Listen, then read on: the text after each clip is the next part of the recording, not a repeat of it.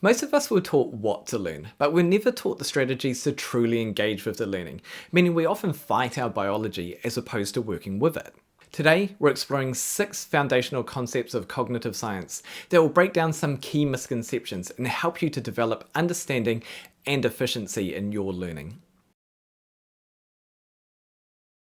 We tend to think if we're not staring hard enough at a problem, then we're not learning. But the problem is that our brain operates in 2 distinct states, and you can't be in both of those simultaneously. The concept comes from Barbara Oakley that looks at the 2 states of thinking. Focus mode is highly attentive and analytical, and brain imaging shows it relies on a highly specific, localized neural pathways. Diffuse mode is a relaxed state that activates a much broader default mode network. This wider network is what allows the brain to connect seemingly unrelated ideas, generating those sudden aha moments when you are in the shower or going for a walk. The trap most learners fall into is when they hit that mental wall of thinking they're not capable. In reality, it's spending too long in that focus mode. The longer you're in the focus mode, it creates the Einstellung effect, where an initial rigid idea blocks a better solution from being found. To break this, you must deliberately transition into the diffuse mode to allow your subconscious to connect new neural pathways. It's not just taking a break, it's shifting that cognitive load into a different biological network. To lead your learning, the Pomodoro method is your go-to here. Set a timer and spend 25 minutes with focused attention and then allow a 5-minute break. Ensure that break is away from devices and creates an appropriate physical distance from the work that you are doing. To help others lead their learning, stop scheduling back-to-back intense meetings or lectures. If you want your team or students to solve a complex problem, give them a heavy cognitive load and then mandate a low-stakes physical task to trigger their diffuse network. Daniel Kahneman and Amos Tversky divided human cognition into 2 systems. System 1 is fast, automatic, intuitive, and emotional. System 2 is slow, effortful, deliberate, and logical. You might be familiar with the common problem of the bat and the ball. If a bat and the ball costs $1.10 and the bat costs $1 more than the ball, how much is the ball? System 1 instantly screams 10 cents, which is mathematically wrong. You have to intentionally engage System 2 to do the actual math to realize the ball is 5 cents. Over-relying on System 1 leads to predictable cognitive biases. But it's important to note that System 1 isn't bad. It operates on cognitive ease and heuristics, which is essential for navigating daily life without mental exhaustion. The danger arises when we face novel, complex problems, but our brain defaults to System 1, because System 2 is biologically lazy and requires intense metabolic energy to run. Recognizing the physical feeling of cognitive strain is the trigger required to bring System 2 to life.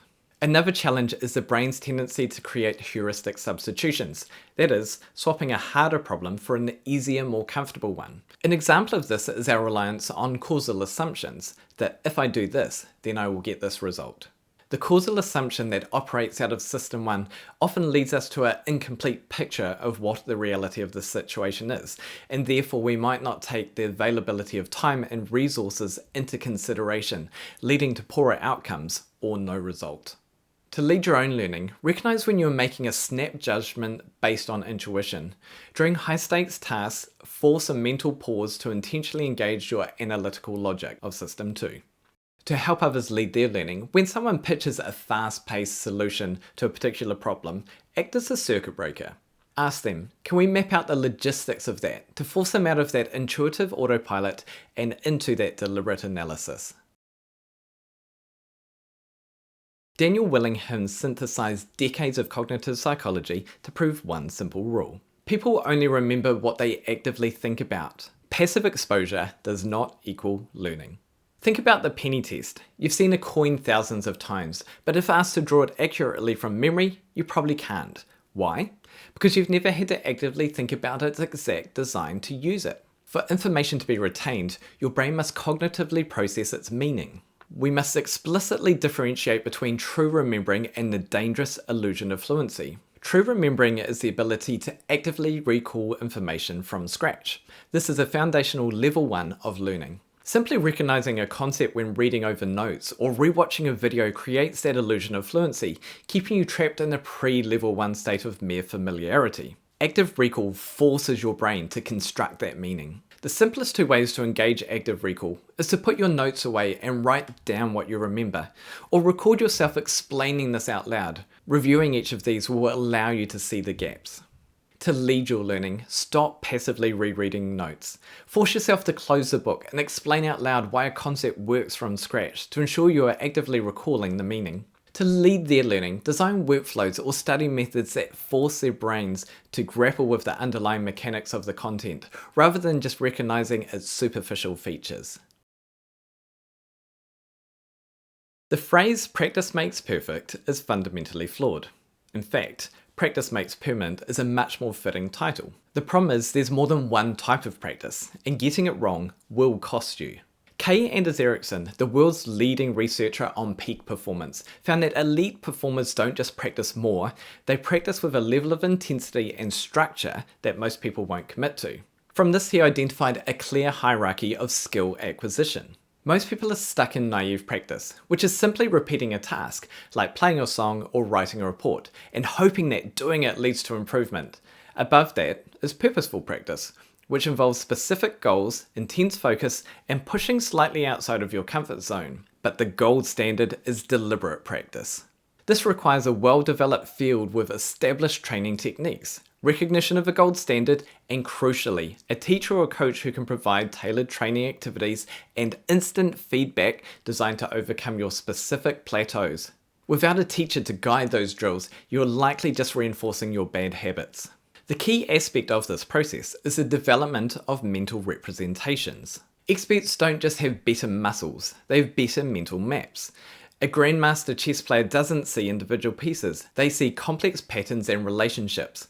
Consider standing at the bottom of a rock climbing wall. The mental representation isn't simply visualizing yourself at the top, it's a visualization of the pathway to the top. The distinction is where the focus on practice determines the actions, not the outcome.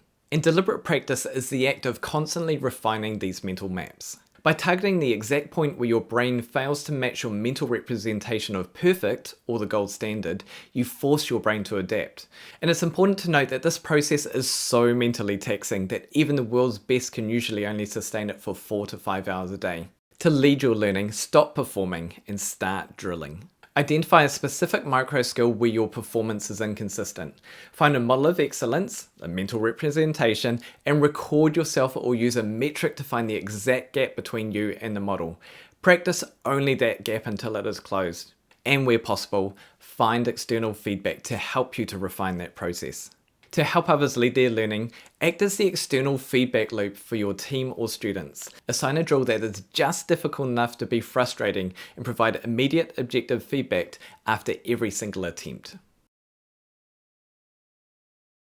Carol Dweck's research fundamentally changes how we view talent, and is especially critical for adults who have reached a professional plateau. A fixed mindset believes abilities are static traits. A growth mindset believes they are developed through targeted strategy and effort. As adults, we often disguise the fixed mindset as, "I know what my limits are." If you struggle to master a complex piece of music, or trying to dial in a highly specific fermentation process for a hobby, a fixed mindset sounds like, "I'm just not naturally wired for this." A growth mindset shifts the blame from your identity to your strategy. A major trap for professionals is the false growth mindset, often disguised as hustle culture. It's the belief that you need to grind harder at a failing strategy. True growth isn't just about raw effort. It relies on the power of the word yet and actively pivoting your approach. When you hit a barrier, don't ask, "Why am I so bad at this?" Instead ask, "What is the specific flaw in my current method, and what is the next logical adjustment?" You might remember this type of thinking from our System 1, System 2 section. I've also observed that we can become more fixed in our mindset when we make comparisons with others who are much further ahead in that journey. Often the gap leads us to think that we are fixed in what we can do, as opposed to recognizing that there's a series of progressions that need to be taken along the way. To lead your learning, reframe that internal self-talk when you hit a wall. Shift your identity away from the outcome. Instead of saying, "I can't do this," say, "My current strategy didn't produce a result. What new framework do I need to apply?" To help others with their learning, focus your feedback to peers or clients entirely on the process. Never praise innate talent or raw directionless hustle. Praise the specific strategic pivots that they made to overcome that bottleneck. David Kolb maps out how raw experience is actually turned into a learning through a 4-part continuous cycle. Concrete experience, doing it, reflective observation, reviewing it, abstract conceptualization, the learning from it, and active experimentation, trying out what you've learned. Whilst there's been some criticism into the simplistic nature of the model, it does provide a framework for that experiential learning process. There is no specific entry point into the cycle, instead recognizing that learning is a holistic process of adaptation. If you only ever reflect but never actively experiment, or if you only experiment but never conceptualize the rules, the learning cycle breaks down. If you feel that you never learn from your mistakes, then the cycle highlights the steps that you are missing. Effective learning is the willingness to step into the stages of the cycle that you naturally find uncomfortable. And to lead your own learning, think about an improvement that you haven't been able to see any progress in. Where in the cycle are you getting to? Ensure you don't get stuck in the reflection or conceptualization part of the cycle. I liken this to the OR cycle. Options, action, reflect. If you only ever list the options and reflect, you're not taking the action to progress your learning. To help others lead their learning, think about when an employee makes a mistake. Guide them through the entire cycle by asking, walk me through what happened. Why do you think it broke down? What new rule can we create? And how exactly will you execute this tomorrow?